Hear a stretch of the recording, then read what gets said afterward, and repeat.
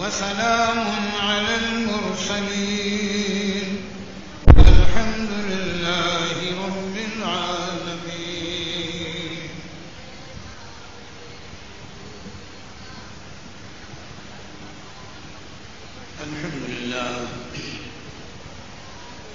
الحمد لله نحمده ونستعينه ونستغفره ونؤمن به ونتوكل عليه ونعوذ بالله من شرور أنفسنا ومن سيئات أعمالنا. من يهده الله فلا مضل له ومن يضلله فلا هادي له. ونشهد أن لا إله إلا الله وحده لا شريك له. ونشهد أن سيدنا ومولانا محمدا عبده ورسوله. أما بعد فأعوذ بالله من الشيطان الرجيم. بسم الله الرحمن الرحيم. يا أيها الذين آمنوا اتقوا الله وابتغوا إليه الوسيلة. صدق الله وصدق رسوله النبي الكريم. يا أكرم الخلق ما لي من ألوذ به سواك عند حلول الحادث العممي. فإن من جودك الدنيا وذروتها ومن علومك علم اللوح والقلم. محمد سيد الكونين والثقلين والفريقين من عرب ومن عجم. هو الحبيب الذي ترجى شفاعته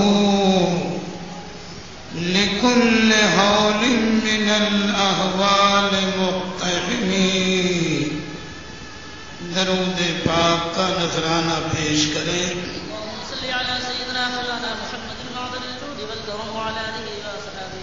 اللهم صل على سيدنا ومولانا محمد معدن الجود والكرم وآله وأصحابه وبارك وسلم. صلاة وسلام عليك يا رسول الله صلى الله تعالى عليه وسلم. محترم حضرات، تھوڑی دیر میں مختصر سی گفتگو عرض کرنے کے بعد اپنی گفتگو کی تکمیل کروں گا. اس کے بعد آپ کو تفصیلی طور پر تقریریں سننی ہیں. پروردگار عالم آج کی اس محفل کو شرف قبول عطا فرمائے. بانیان محفل، منتظمین محفل، حاضرین محفل، سب کے لیے بخشش و نجات کا ذریعہ بنائے. بغیر کسی تمہید کے میں تاریخی طور پر جو واقعہ آپ کے سامنے رکھنے جا رہا ہوں، اس واقعے کی روشنی میں ہم اہل سنت کا یہ عقیدہ بھی ثابت ہوگا کہ اللہ کے پیارے رسول غیبداں ہیں، حاضر و ناظر ہیں اور صاحب اختیار ہیں. اور دوسری چیز یہ کہ صحابہ کا کردار و عمل یہ بتاتا ہے کہ جب بھی ان پر کوئی مشکل گھڑی آئی ہے یا مشکل وقت آیا ہے تو انہوں نے اللہ کے حبیب کی ذات کا وسیلہ بھی اختیار کیا ہے، اور اللہ کے حبیب کی ذات سے جس چیز کو نسبت ہے اس چیز کو بھی وسیلہ بنا کر کے اپنی مشکلوں کو حل کیا ہے. یہی میری گفتگو کا خلاصہ ہوگا اور تھوڑی دیر میری گفتگو ہوگی. یہ تو آپ کے سب کے ذہن میں ہے اور علم میں ہے کہ اللہ کے پیارے حبیب کا بال مبارک شریف یہ تبرک کے طور پر پوری دنیا کے گوشے گوشے میں موجود ہے، اور یقیناً وہ لوگ خوش نصیب ہیں کہ جنہیں اس بال مبارک شریف کی زیارت کا شرف حاصل ہوتا ہے۔ موضوع یہ طویل ہے، اتنا موقع نہیں ہے یا میری اپنی صحت کے باعث کہ میں تفصیلاً بات کو عرض کروں، لیکن تھوڑی دیر ذہن کو حاضر رکھیں۔ ممکن ہے کل کوئی بدعقیدہ یہ کہے کہ اللہ کے پیارے حبیب کے یہ بال مبارک شریف جگہ بجگہ اتنی کثرت سے کیوں موجود ہیں اور کس طریقے پر موجود ہیں، تو اس سلسلے میں صرف ایک روایت میں عرض کروں گا۔ پہلی چیز تو ذہن میں یہ رکھی کہ علماء نے ذکر کیا کہ اوسطاً ایک انسان کے سر پر کم و بیش 1,24,000 بال ہوتے ہیں، زیادہ بھی ہو سکتے ہیں، لیکن اوسطاً 1,24,000۔ یہ روایت واقع ذہن میں رکھنے کے بعد اب اس روایت کو آپ ذہن میں رکھیں کہ جب اللہ کے پیارے حبیب نے آخری حج فرمایا ہے، جسے حجۃ الوداع کہتے ہیں، تو اس موقع پر اللہ کے پیارے حبیب کے ساتھ کم و بیش 1,24,000 صحابہ ساتھ میں تھے۔ یہ دونوں باتیں ذہن میں رکھنے کے بعد اب میری بات کو سمجھیں کہ جب اللہ کے پیارے حبیب نے حج کے ارکان کو ادا کیا، جو ترتیب ہے حج کے ارکان کی، اور قربانی کرنے کے بعد جب اللہ کے پیارے حبیب اپنے بال مبارک شریف ترشوانے کے لیے بیٹھے، تو جو صاحب بھی بال تراشنے کے لیے آئے تو اللہ کے پیارے رسول نے سب سے پہلے اپنے سر مبارک کے داہنے طرف کے بالوں کو ترشوایا، اور ایک صحابی موجود تھے جن کا نام حضرت ابو طلحہ ہے، ان تمامی بالوں کو اللہ کے پیارے حبیب نے ان صحابی کو عطا فرمایا۔ اس کے بعد بائیں طرف کے بال مبارک ترشوائے، اور ان تمامی بالوں کو بھی اللہ کے پیارے رسول نے انہی صحابی جن کا نام حضرت ابو طلحہ ہے انہی کے حوالے کیا۔ اب ذہن میں بات آنی چاہیے کہ اللہ کے پیارے رسول نے ان کو صرف اس لیے نہیں دیا کہ ابو طلحہ اسے اپنے پاس رکھ لے، بلکہ اللہ کے حبیب کی رحمت کے آپ قربان جاؤ کہ آپ پر اور ہم پر اور قیامت تک آنے والے امتیوں پر کتنا عظیم احسان ہے اللہ کے پیارے رسول کا کہ اپنے سر مبارک کے ان تمامی بالوں کو حضرت ابو طلحہ کو دینے کے بعد اللہ کے پیارے حبیب نے ارشاد فرمایا، یا ابا طلحہ اقسمہ بین الناس، اے ابو طلحہ میرے ان بالوں کو میرے صحابہ میں بانٹ دو۔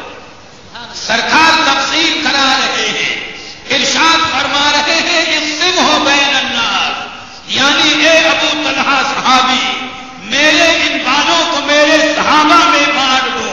تو اگر ایک ایک بال بھی بانٹا گیا تو 1,24,000 صحابہ کے پاس اللہ کے پیارے حبیب کا وہ بال مبارک پہنچا۔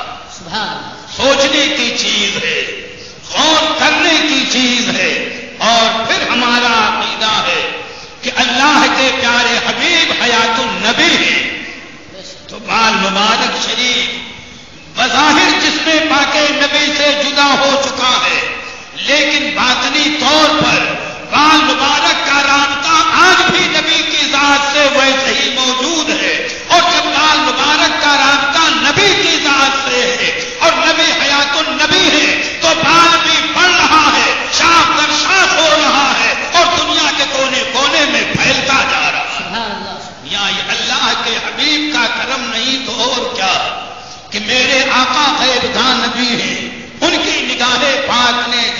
یقیناً کہ بظاہر میرے وہ امتی جو میری حیات ظاہری میں میرا دیدار نہ کر سکیں گے، لیکن یہ بال مبارک میرا جزو بدن ہے، میرا دیدار نہ صحیح میرے بال کا دیدار ہی ان کے لیے نجات کا ذریعہ بنے گا۔ یہاں جگہ جگہ بال مبارک شریف موجود ہے، میں بہت تفصیل میں نہیں جاؤں گا۔ اب صحابی کا میں عقیدہ پیش کروں اور صحابی کے عقیدے کی بات ذہن میں رکھیں۔ حضرت سیدنا خالد ابن ولید یہ معمولی صحابی نہیں ہے، بڑے مرتبے کے صحابی ہیں، جن کو اللہ کے پیارے حبیب نے ارشاد فرمایا کہ وَالْخَالِدُ سَيْفٌ مِّن سُيُوفِ اللَّهِ، کہ خالد ابن ولید اللہ کی تلواروں میں سے ایک تلوار ہے۔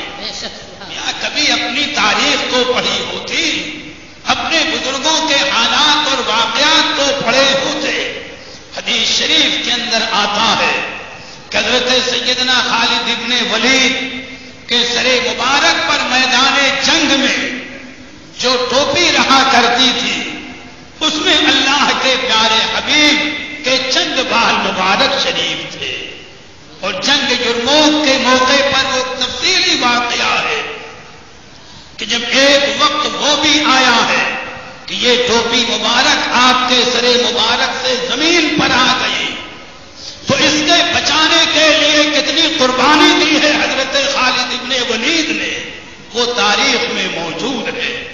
تو صحابہ نے پوچھا تھا کہ حضرت خالد ابن ولید ایک ٹوپی کے لیے اتنی مشقت کہ اپنی جان کو داؤں پر لگا دیا۔ فرماتے ہیں اے صحابہ، معاملہ ٹوپی کا نہیں ہے، اس ٹوپی میں چند بال مبارک ہیں اللہ کے پیارے حبیب کے، اور جب میں نے ان بال مبارک کو اللہ کے حبیب سے حاصل کیا تھا تو سرکار نے ارشاد فرمایا تھا کہ اے خالد ابن ولید، میرے ان مبارک بالوں کو لے کر کیا کرو گے؟ یا سوچنا اپنے عقیدے کی مضبوطی کو غور کرنا۔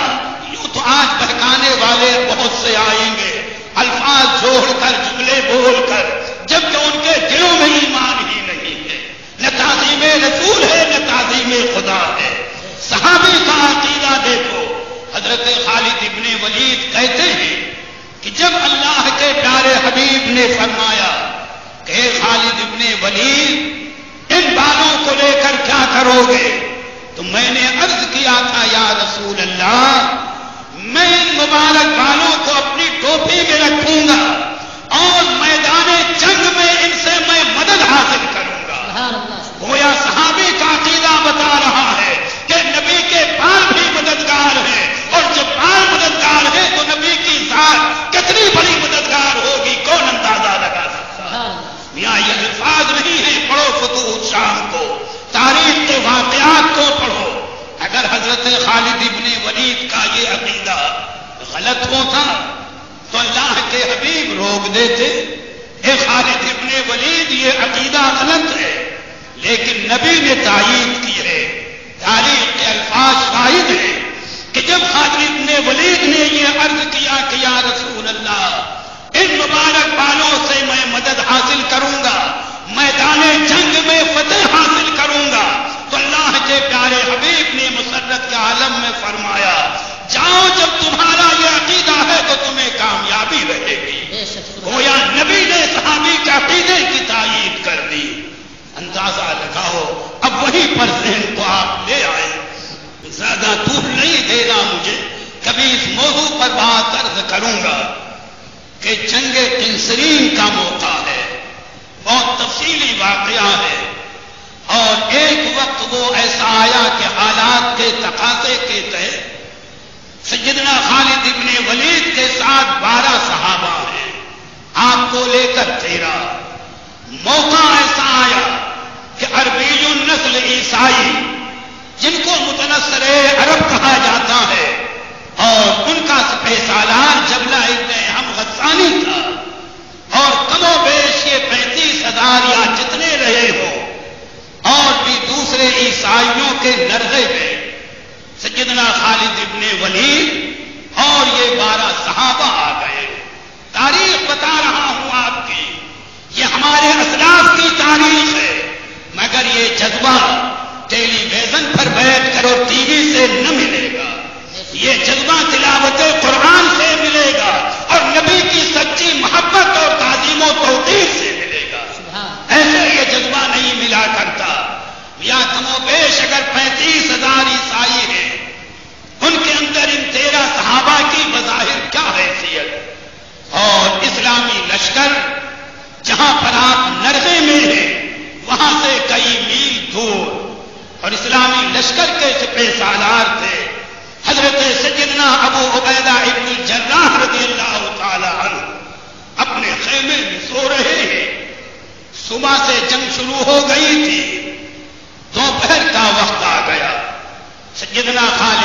ولید اور ان تمامی صحابہ نے یقین کر لیا جب تو شہادت یقینی ہے ہماری خبر مسلمانوں کو بظاہر کون دے گا؟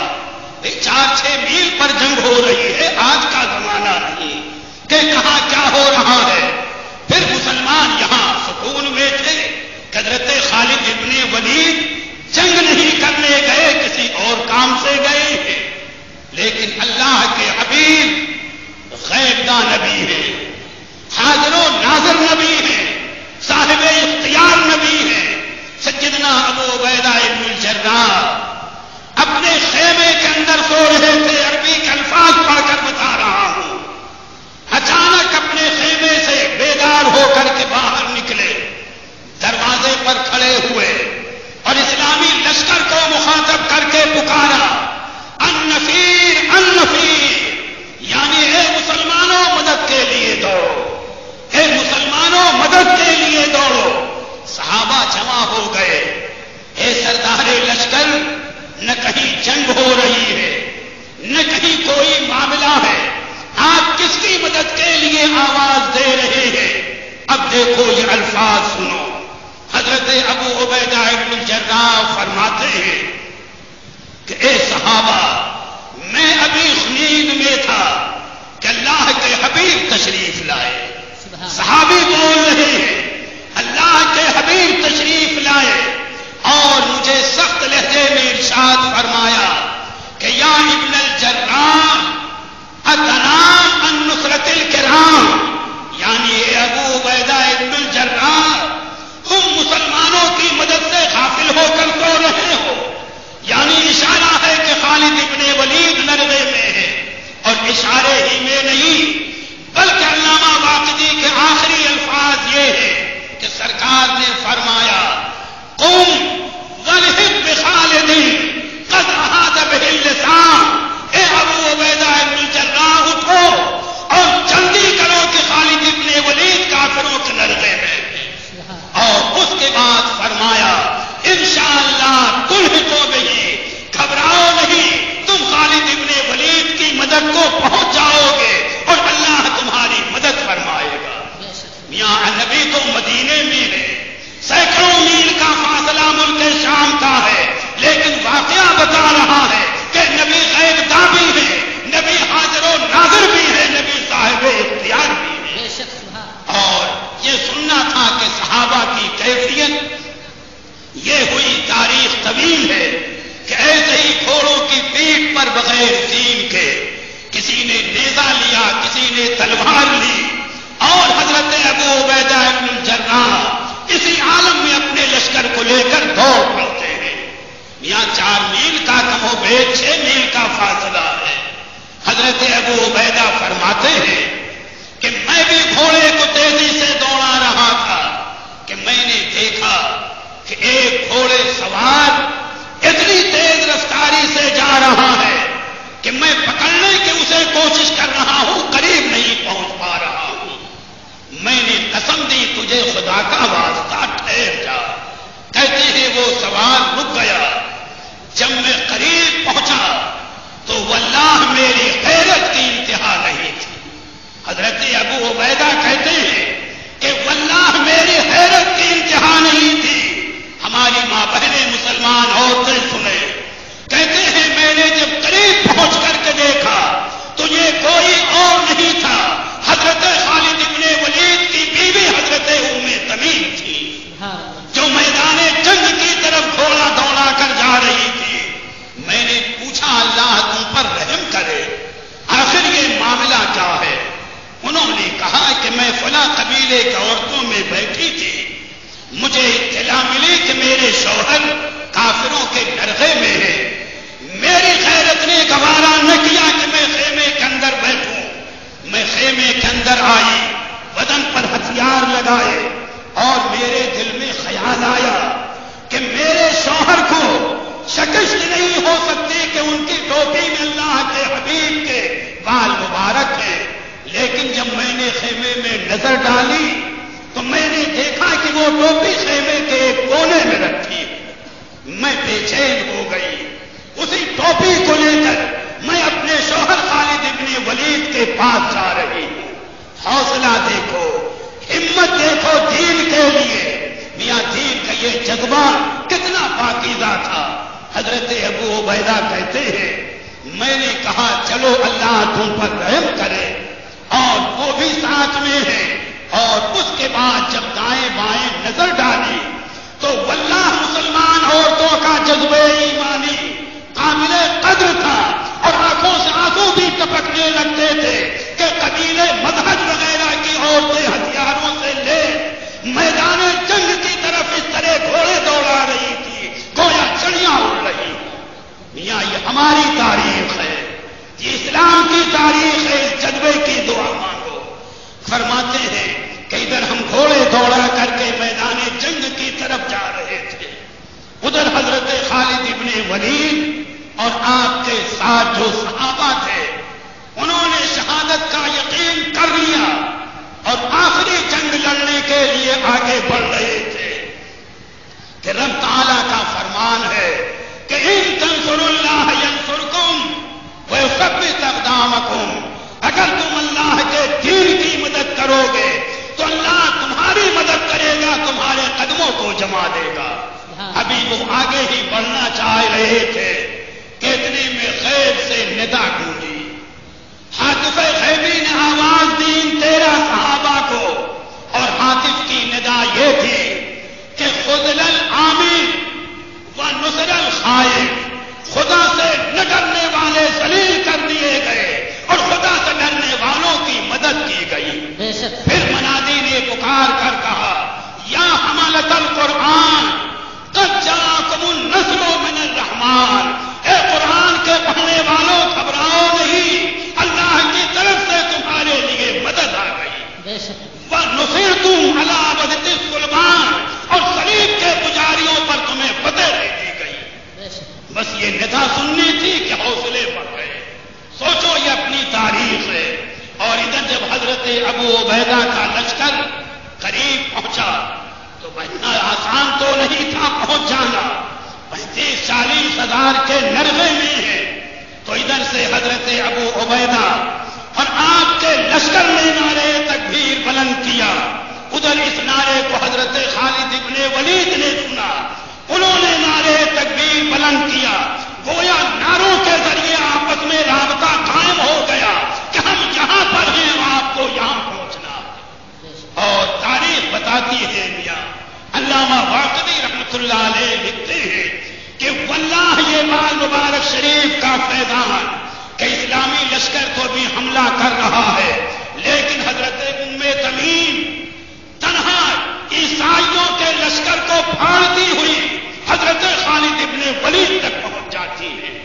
چونکہ ٹھاٹا بندھا ہوا تھا حضرت خالد ابن ولید پہچان نہیں سکے. پوچھا اے سوار تم کون ہو؟ ٹھاٹا کھولا، بتایا کہ میں آپ کی بیوی ام تمیم ہوں اور آپ کی یہ ٹوپی مبارک لے کر کے آئی ہوں جس میں اللہ کے پیارے حبیب کے بال مبارک ہیں. آپ نے اس ٹوپی کو لیا. علامہ واقعی پھر لکھتے ہیں کہ واللہ بال مبارک کا وہ فیضان ظاہر ہوا کہ جیسے ہی حضرت خالد ابن ولید نے اس ٹوپی کو اپنے سر مبارک پر رکھا تو اگرچہ دوپہر کا آفتاب چمک رہا تھا لیکن نبی کے بال مبارک کا وہ نور چمکا بجلی کی طرح کہ آفتاب کی روشنی شرمندہ ہو گئی. اور پھر بال مبارک شریف کی برکت سے سیدنا خالد ابن ولید کے بازوؤں میں قدرتاً وہ طاقت آ گئی کہ علامہ واقدی کے الفاظ ہیں کہ انہوں نے اگلوں کو پچھلوں میں ملا دیا. یعنی وہ عیسائی لشکر جو آگے بڑھ رہا تھا تنہا حملہ کر کے اسے بھاگنے پر مجبور کر دیا. میاں یہ ہے صحابی کا کردار، یہ ہے صحابی کا عمل، یہ ہے بال مبارک شریف کی برکتیں. تو گویا صحابی کا عقیدہ بتا رہا ہے کہ وہ نبی کو غیب داں مانتے ہیں، حاضر و ناظر مانتے ہیں، نبی کی ذات کو بھی وسیلہ بناتے ہیں اور نبی سے نسبت رکھنے والی چیز کو بھی وسیلہ بناتے ہیں. اور یہی ہم اہل سنت کا عقیدہ ہے. بس آخری طور پر 2 منٹ کا وقت لے کر کہ سرکار مجاہد ملت کو نجدی وہابی حکومت نے واپس کیوں کیا تھا، فرق سمجھ لو. ان بیچارے نجدی